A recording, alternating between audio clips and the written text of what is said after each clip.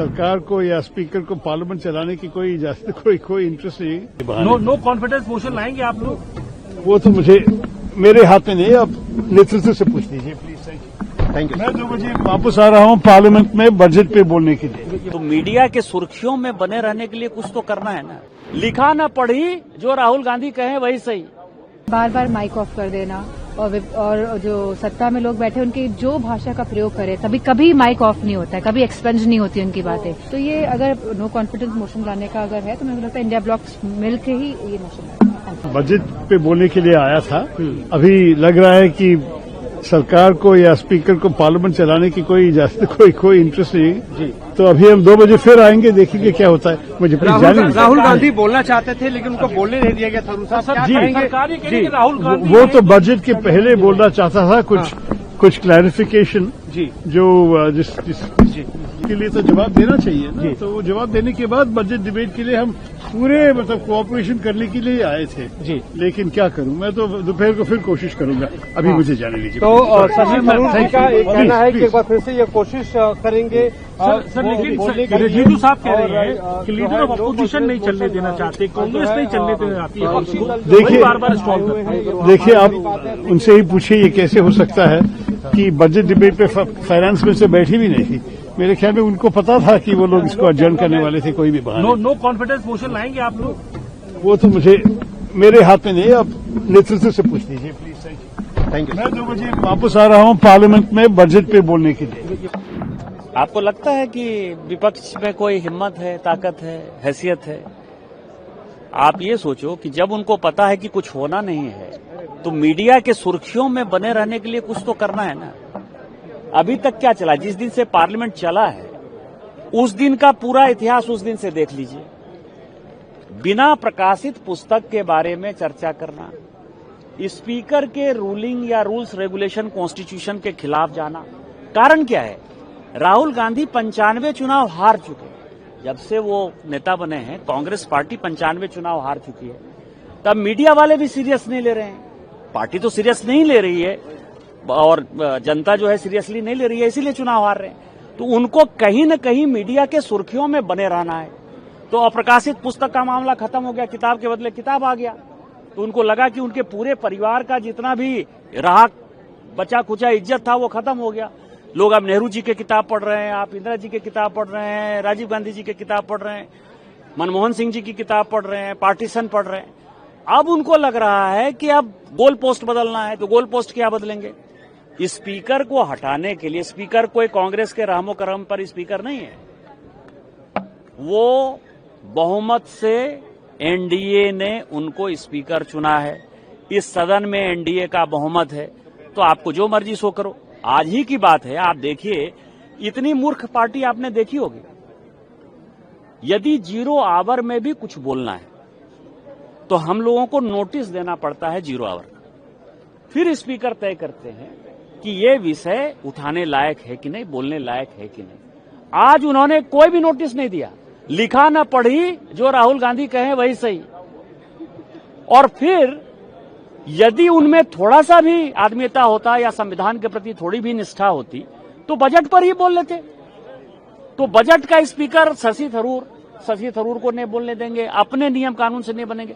तो मुझे लगता है कि कांग्रेस पार्टी रसातल की तरफ जाने के लिए जितनी जल्दी हो, मैंने 2029 का भी वेट नहीं करना चाहती है, अगले 1-2 साल में कैसे खंडित विखंडित हो उसके लिए कांग्रेस पार्टी प्रयास करे। बजट पे डिस्कशन होना था, क्वेश्चन आवर भी नहीं हो पाया। स्पीकर ने कहा कि बजट पे डिस्कशन करिए। शशि थरूर तक का नाम लिया गया कि नाम आया है, उसके बाद भी जो है नहीं हो पाया। क्या लगता है आपको चलने नहीं दी जा रही है? ये नहीं चाहते, नहीं, इनको सुर्खियों में रहना है। पार्लियामेंट बंद हो गया। मैं आपको बताऊं, मैं कोट नहीं करना चाहता क्योंकि शाम में जब आप बात करते हो तो शाम की बातचीत अलग होती है पार्लियामेंट के बाहर। कांग्रेस के कई एक सीनियर आदमी ने मुझे कहा कि बीजेपी ने 2009 से 14 तक पार्लियामेंट बंद करा के ही कांग्रेस को खत्म कर दिया और आज तक जो है वो सत्ता में है। मोदी जी 3री बार प्रधानमंत्री बन गए हैं। अब राहुल गांधी के भी दिमाग में यही है कि पार्लियामेंट बंद करो, पार्लियामेंट में कोई डिस्कशन नहीं हो और 2029 में उनकी सरकार बन जाएगी। वो ये नहीं समझ रहे हैं कि वो भारतीय जनता पार्टी थी, वो सत्ता प्राप्ति के लिए कोई काम नहीं कर रही है। वो जनता की समस्याओं को लेकर खड़ी होती थी, आपकी तरह जो है घटियापंथी के लिए नहीं खड़ी होती थी।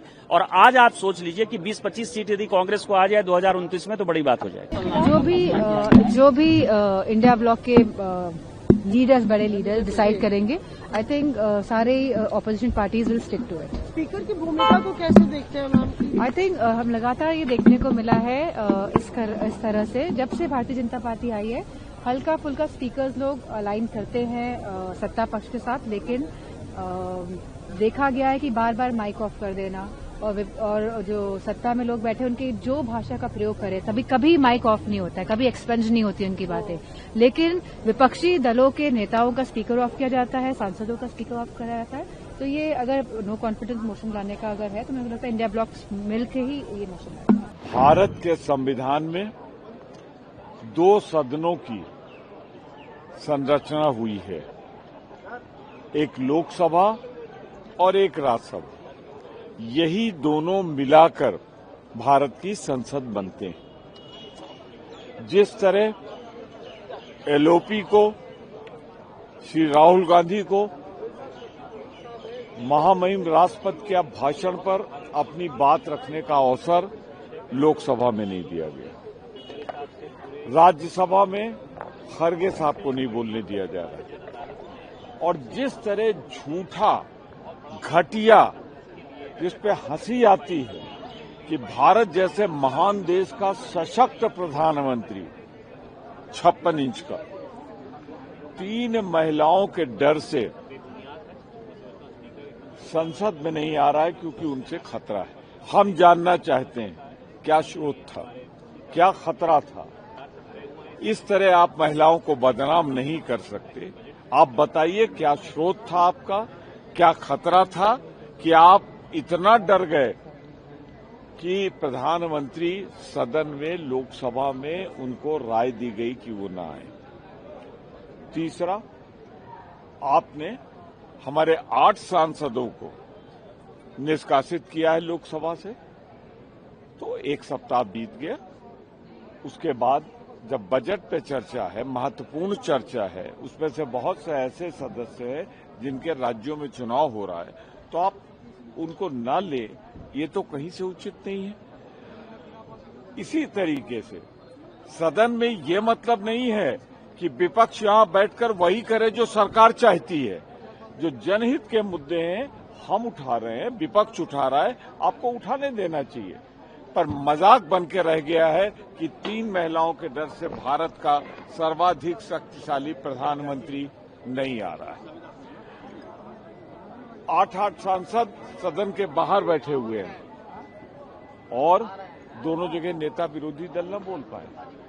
और जिस तरह की अमर्यादित टिप्पणी श्री दुबे ने की है, घटिया, सतही, और जिस तरह की घटिया, एक बहुत ही घटिया आदमी ने घटिया टिप्पणी की है, उस पर हम सदन में बोलना चाहते थे, राज्यसभा में नहीं बोलने दिया गया। तो जैसा हमारा संयुक्त रूप से तय हुआ था विपक्षी बैठक में, सारे इंडिया गठबंधन के और विपक्षी दलों ने राज्यसभा से वॉकआउट किया है और हमारा ये वॉकआउट 2 बजे तक रहेगा। लंच के बाद बजट की चर्चा में हम भाग लेंगे। सर, लेकिन जिस तरह से रकस जारी है, कब तक जो है अपोजिशन की तरफ से रकस रहेगा? ये सवाल प्रधानमंत्री से पूछिए कि च्यवनप्राश कायदे से खा लिया कि नहीं खा लिया, डर खत्म हुआ कि नहीं खत्म हुआ, वो लोकसभा में आएंगे कि नहीं आएंगे, सवाल प्रधानमंत्री से। सर, लोकसभा स्पीकर के खिलाफ जो है अविश्वास प्रस्ताव लाने की तैयारी जब आएगा तो आपको पता लग जाएगा।